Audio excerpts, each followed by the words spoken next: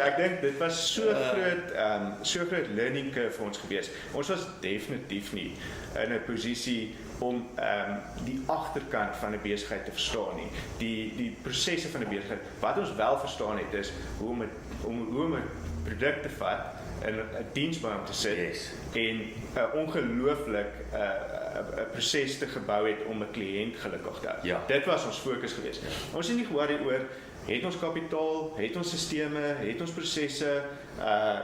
Ons wou net seker gemaak het dat ons kliënt op die einde van die dag is gelukkig. Sure. En die nice ding was ook in daai tydperk, en ek dink was 'n tydperk van 'n jaar lank wat ons so saam met die Amerikaners gewerk het ons daai vermoë gehad om die kliënte te kry dat hulle elke liewe groot casino in Suid-Afrika het 'n brief vir die Amerikaners geskryf en gesê ons back hierdie twee ouens. Yes. So daai jaar van wat ons in die veld ingegaan het, hulle probleme opgelos het daai ouens gesê, weet jy wat, ons is happy om hierdie ouens te back. Ja. Ons sal graag wil hê hulle moet die distributeur vir hierdie produk in Suid-Afrika wees. Yes.